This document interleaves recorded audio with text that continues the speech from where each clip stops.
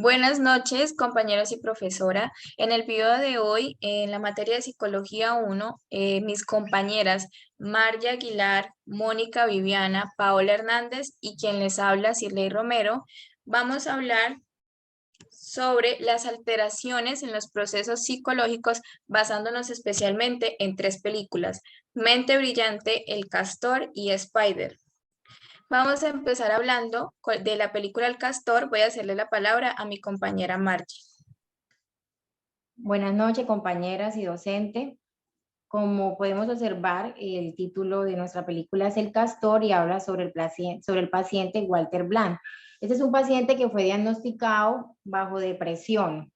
Les voy a contar algo puntual de esta escena. Walter es un paciente que en medio de una crisis y de un intento suicida, escucha una voz de un títere con forma de castor, el cual lo hace detenerse y reflexionar.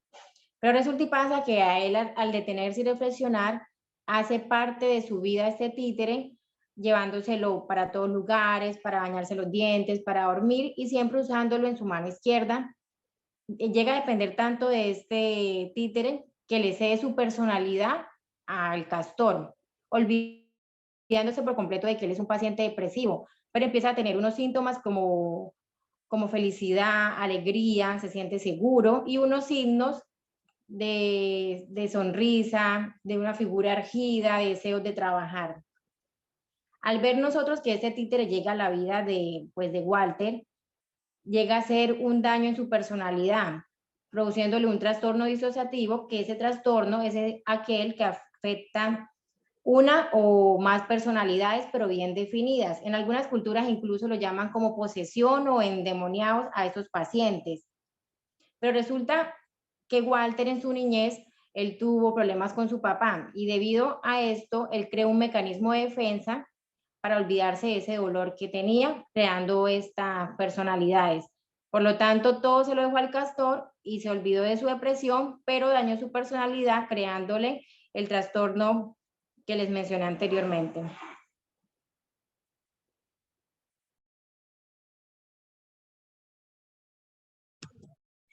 Le doy paso a mi compañera Paola para que nos hable sobre la película de Spider. Hola, buenas noches. Bueno, Spider era un joven de mente inestable, donde pensaba, tener alucinaciones, imaginaciones de cosas que no eran verdaderas y que solamente él las podía como imaginar. En estos hechos, él en un momento ve donde su padre asesina a su madre y para unirse con una prostituta. Luego él ingenua como una idea para deshacerse, en pocas palabras, para matar a su madrastra. Y cuando esto ocurre, él se da cuenta de que en realidad era su madre. Luego, a lo largo de la película, nos damos cuenta de que el pensamiento y las falencias de Spider eran muy inestables. Él en una libreta que guardaba con gran cuidado, la escondía para que nadie más pues pudiera tener acceso a ella y lograr que esto, anotar, tener o luego una idea sobre sus pensamientos fragmentados de cosas que le pasaban por la mente. Siguiente, porfa.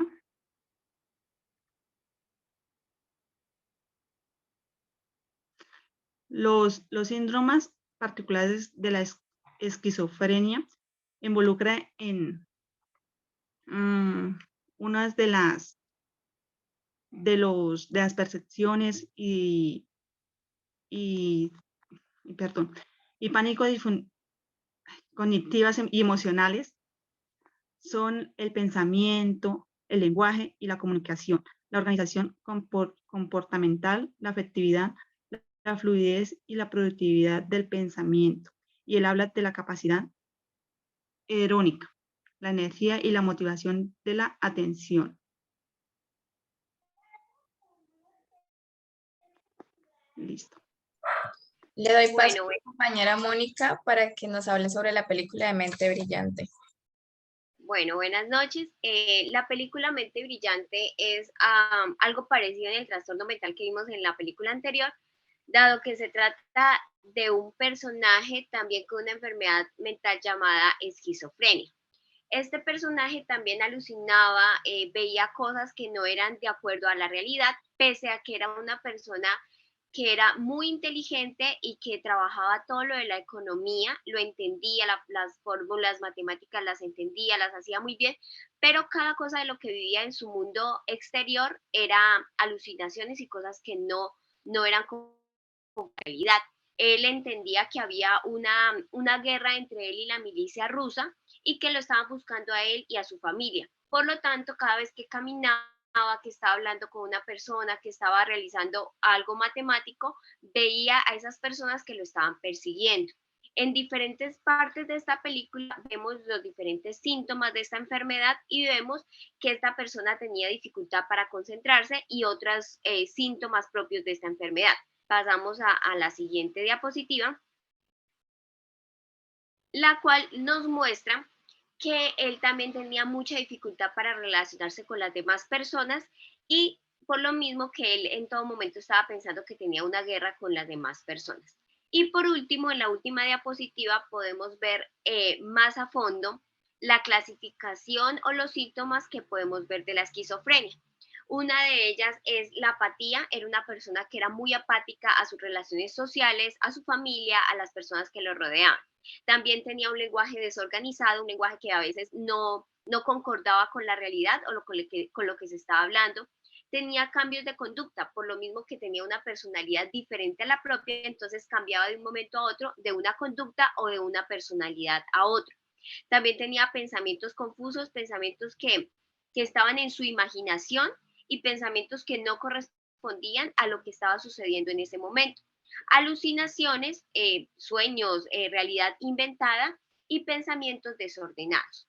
Entonces, al igual que en la película Spider y Mente Brillante, vemos la esquizofrenia como enfermedad mental principal.